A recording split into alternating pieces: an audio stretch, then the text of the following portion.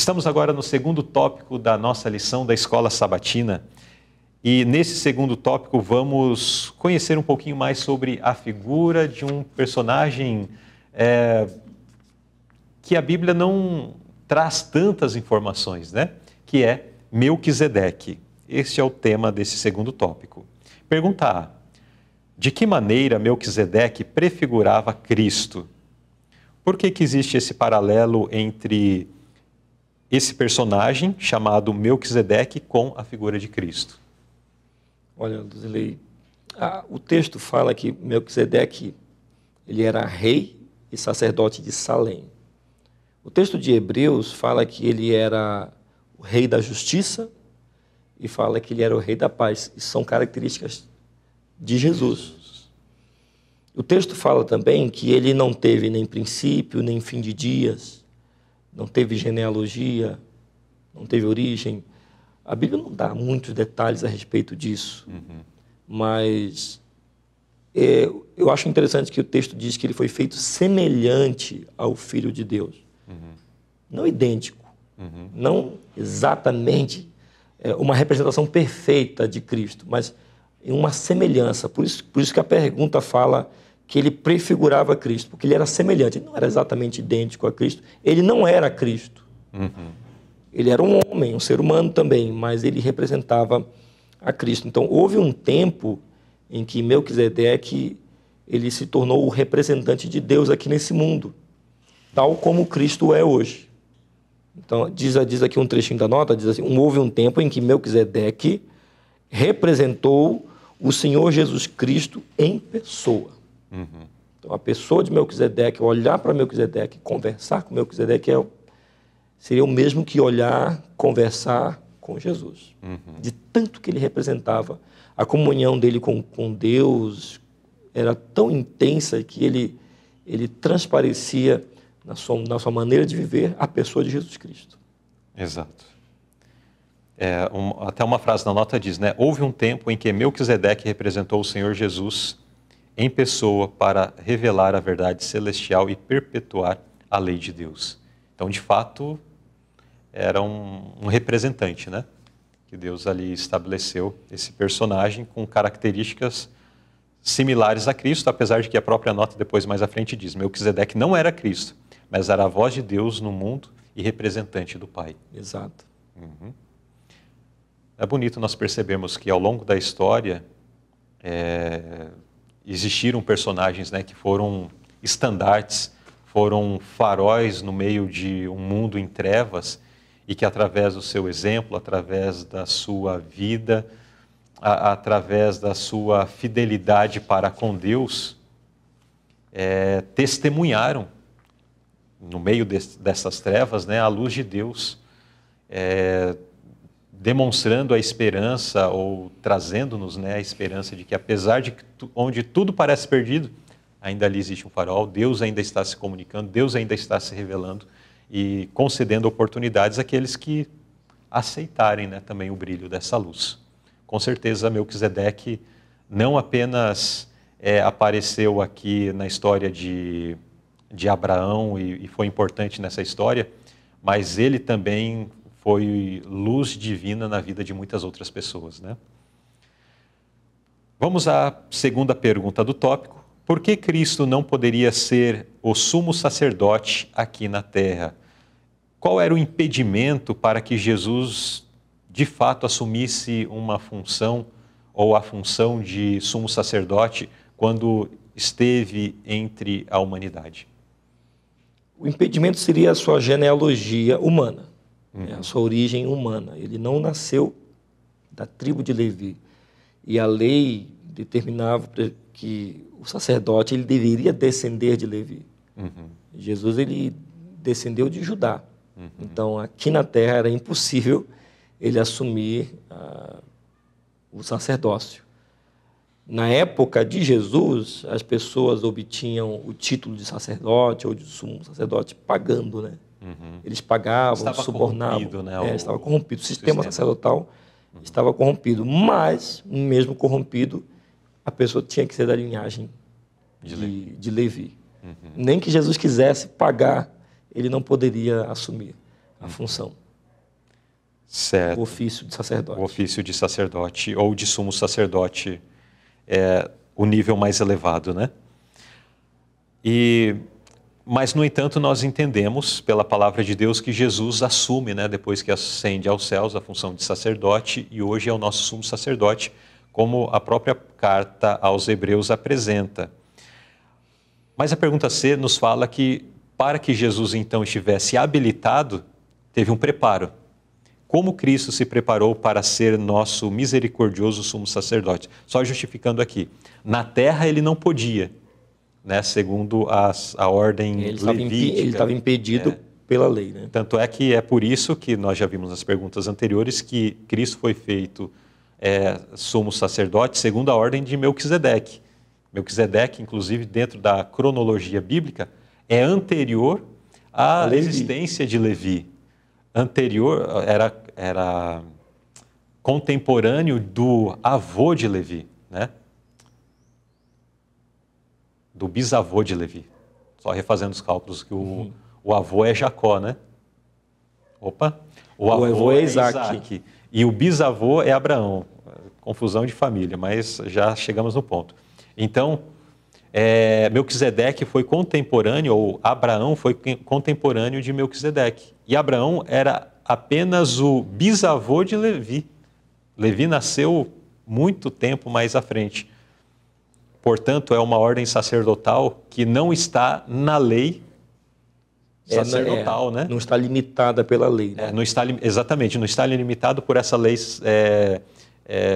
que foi estabelecida posteriormente. Então, Jesus é sacerdote segundo essa ordem. Por isso que nós vemos que quando ele ascende aos céus, então ele se torna sacerdote segundo essa ordem, e não segundo a ordem terrestre, por conta do que já foi mencionado. No entanto, o período de vida de Cristo neste mundo, eu já estou me adiantando aqui talvez na resposta, mas vamos lá, Rogério. Como Cristo se preparou para ser nosso misericordioso sumo sacerdote? Em todo o ministério de Jesus, Luzilei, ele dedicava tempo para a oração, para a comunhão. Jesus, ele não fazia corpo mole para orar. Ele não fazia corpo mole, ele gastava tempo. Gastava não, né? Ele dedicava o seu tempo para estar em comunhão com Deus. Ele diz aqui o texto de Hebreus que ele oferecia os clamores, oferecia as suas lágrimas, oferecia orações e súplicas a Deus, mesmo sendo filho de Deus, mesmo tendo sob sua autoridade, sob o seu domínio, todo o universo, até hoje, na verdade, né? Os mundos, eles giram, os planetas, as estrelas, o universo, ele é mantido pela palavra de Cristo.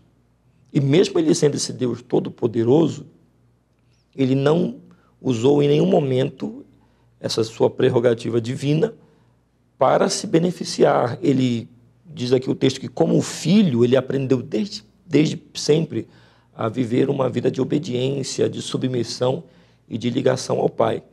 Diz aqui também a nota que Jesus, enquanto os discípulos estavam dormindo, Jesus estava orando. Ele orava de madrugada, ele não tinha medo da geada.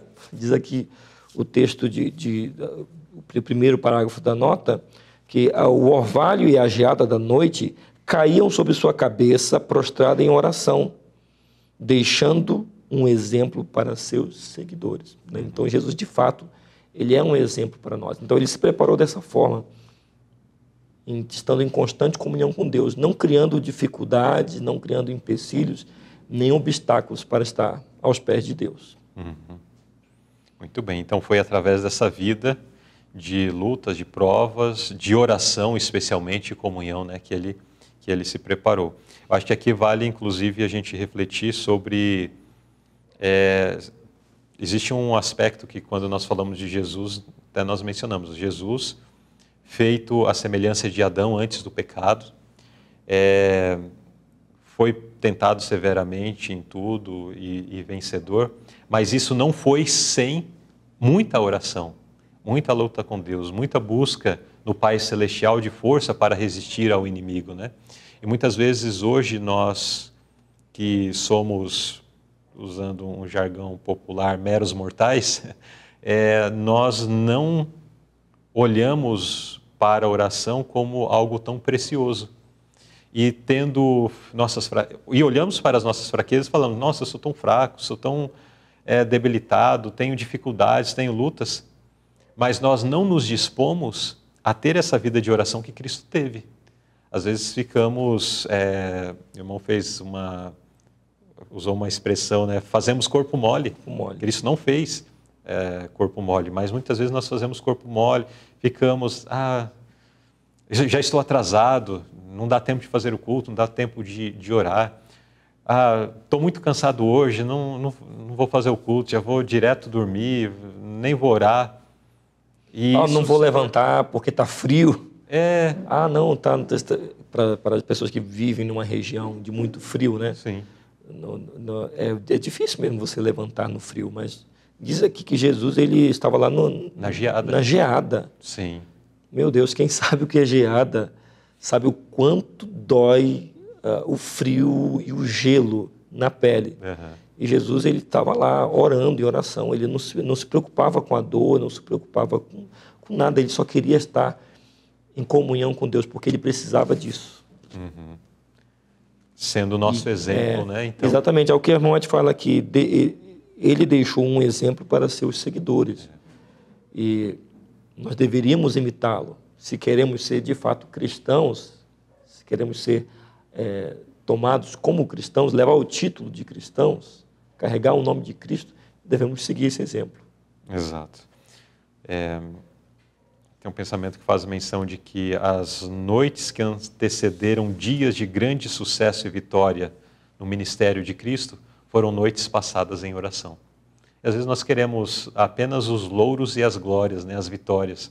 Mas quanto nós queremos dedicar à oração para colher, né, como fruto essas vitórias? Às vezes queremos a glória, o aplauso, queremos o que é bom, né? A parte fácil, mais gostosa. Mas quantos estão dispostos a dedicarem tempo à oração, a dedicarem tempo a estarem a sós com Deus, a batalharem, né, com o Senhor em favor de uma causa, em favor de uma situação? Então, e quanto a isso, nós estamos urgentemente necessitando de uma reforma. Exato. Acho que esse é o ponto, essa é a... O irmão White fala que se já houve um tempo em que cada casa deveria ser uma casa de oração, esse tempo é hoje. Isso ela falou há mais de 100 anos, né? Imagine hoje. Imagina hoje. Bem, queridos, quero pedir para você compartilhar conosco qual é a sua experiência de oração. Qual é o seu hábito de oração? Pode colocar, pode abrir seu coração, não é para julgamento, mas na medida em que você escreve, automaticamente você reflete sobre si. Quando começamos a escrever sobre algo, sobre um tema, e principalmente se esse tema diz respeito a algo que nós estamos passando ou vivendo, faz parte da nossa experiência, então tem um processo de reflexão, de introspecção. Então, por isso, eu quero incentivá-los a escreverem nos comentários desse vídeo qual tem sido o seu hábito de oração. Se de repente você percebe que seu hábito de oração não tem sido o suficiente, né?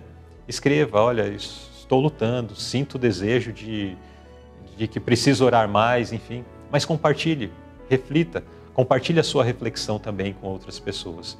E vamos orar uns pelos outros, né? Para que a nossa fé seja fortalecida, para que grandes vitórias realmente possam ser conquistadas pelo povo de Deus.